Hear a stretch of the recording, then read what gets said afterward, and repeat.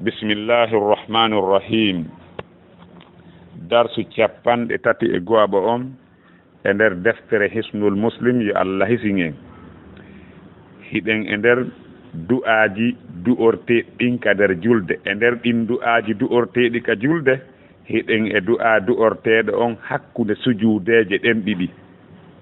karma komin maaki du'aul jalsati, du'a jooɗagol bayna sajadatayni hakkunde sujuudeje ɗen ɗiɗi.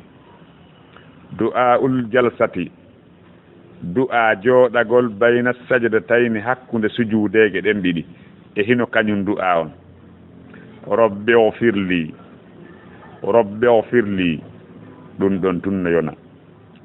allahumma ighfirli warhamni wahdini wajburni wa'afini warzuqni warfa'ni, ko ɗum ɓuri timmude. rabbi ighfirli, rabbi ighfirli, si on ti waɗi ɗum ɗon tunno yona. si tawi misal joni hara ko yummirawo nayejo wonɗa e tindinde ma mawɗo nayejo ma payku bobohum, si a tindinaymo ko ɗon haɗata rabbi ighfirli rabbi ighfirli, no woɓɓe wi no yiɗa ya fillanamo nde laabi tati.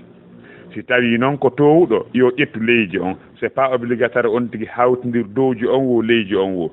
si tawi a ƴettay leydi on, ƴettu leydi on tun acca ɗon rabbi ighfirli wiya allahumma ighfirli warhamni wahdini wajburni wa'afini warzuqni warfa'ni. no ar e riwaya goo ko tawata hara ko allahumma ighfirli warhamni wahdini warzuqni, ɗum ɗon tun kan noyon ɗin ɗon nayi. allahumma ighfirli warhamni wahdini warzuqni, ɗum ɗon tun kan noyona famike. donc si on tigi noon ƴettay dowjo on yo ƴettu dowjo on tun rabbi ighfirli no yona. te noon tigi allahumma ighfirli warhamni wahdini wajburni wa'afini warzuqni warfa'ni, haray ko ɗon ɓuri timmude nani. hino filta ɗen rabbi ighfirli allahumma ighfirli warhamni wahdini wajburni wa'afini warzuqni warfa'ni. rabbi ighfirli allahumma ighfirli warhamni wahdini wajburni wa'afini warzuqni warfa'ni. joni ko firgol. si tawi neɗɗo on sujji ka julde makko, kala sujuudere ka o sujji sujuudu arna on o ɓanti o jotti ɗon, wowlugol ngol rabbi ighfirli wowlugol rabbi ighfirli haysi ko nde wootere ko waajibi. ɗum ɗon ko waajibi. si tawi ɗum ɗon manki on tigi sujje ɗiɗi aɗa salminago. si tawi on tigi yejjito mo tawi ke acci ɓaawo hara himo andi ñawore nden himo awawi kadi wadde julde makko nen no wawi bonde saabu mum.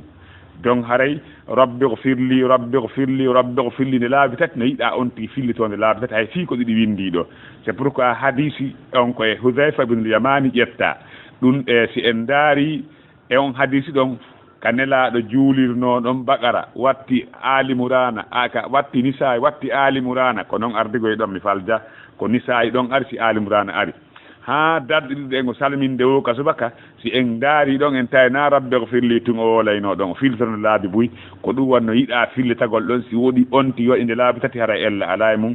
donc si tawi noon on ti yondinori du'a leydi on ɗo tun allahumma ighfirli warhamni wahdini wajburni wa'afini warzuqni warfa'ni, haray ko ɗon ɓuri timmude. mi wi on noon no ari kadi e riwaya goo ko allahumma ighfirli warhamni wahdini warzuqni, konnguɗi nayi. allahumma ighfirli warhamni wahdini warzuqni, ɗum ɗon tun kan no yona. e hino firo ɗiɗo konnguɗi. rabbi ighfirli, joomi an hafranan. rabbi ighfirli, joomi ɓaltona ha joomi an to joomi jeyɗo fof on min wo fof ighfirli hafranan. allahumma ya an allah reweteɗo an ighfirli hafranan, accanan hafranan komi raɓɓinɗini kon e rewgol ma e ɗoftagol ma, accanan hafranan junubaji an ɗin Allah Allah warhamni Allah yurmelan yurmede immorde kama naadalan aljanna o na golle an ɗen na tammi aljanna ko sa naadilan aljanna ko sa wirmama lan jaɓanalan ɗe golle ɓaayi na si tawi ɗum no waɗede no waɗirte noon yurmelan jaɓanan torɗa Allah ɗum ka julde ma tawa ɗo yankini Allah wawa si tawi hiɗimo yeeso magoy himo nande ko wonɗa wolde koye mo suti kadi mo sutima yewtamo ɓayi mo ɗon himo sutima jaati makko kino ka kammo kono mo sutima mo nande ko wonɗa wolde kon toroɗamo si tawi mo jooɗi yeeso ma o ubudullaha ka annaka tarahu fa in lam takun tarahu fa innahu yaraka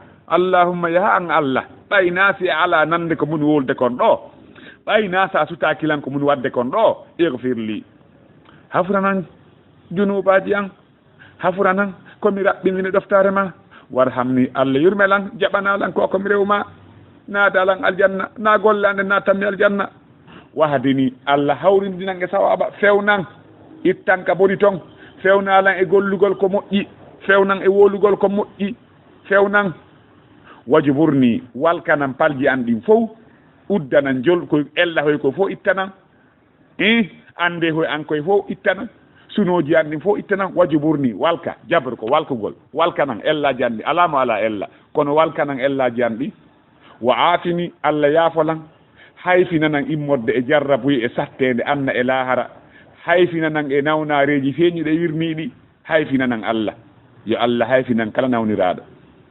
warsuquni Allah arsikan okkoran arsike okkoran arsike laaɓuɗo komi fangitora okkoran galle kami hoɗa okkoran baɗɗateri ɗaatundi okkoran sonnaɓe moƴƴuɓe okkoralan ɗiɓɓe zurriyaɓe laaɓuɓe tabintinalan e diina okkoralan gandal e ɓural ma warfa ani Allah ɓantu fi an saabu okkorgollan gandal ka anna ɗo okkoralan jawdi mi gollira gandal ngal mi gollira jawdin ɗi mana mi gollira jawdi gandal ngal e jawdi an ndin Allah ɓantu fi an kadi saabu okkugollan gandal molanangal e golle moƴƴe gande nafay ngal arsike yaajuɗo ka lahara kadi ɓantu fi an wattalan ka firdawsi dow hara mbiɗa nder ton naadalan nder ton warfa ani ɓantan daari du'a no labira allahu akbar ko ya tororo Allah no naya janggu du'a on ko ya tororo Allah ko non woliranma ni Allah mawfirli warhamni tawɗa yuruminkino yeeso makko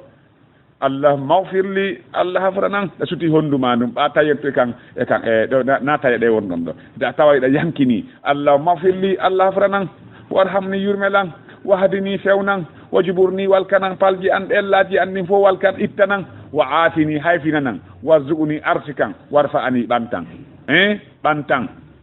ɓanta fi an ɗon haray ɗum ɗo ko du'a hey julde nen ko du'a nani as-salatu lughatan ad-du'a alhamdulillah sawaba wallahu a'lam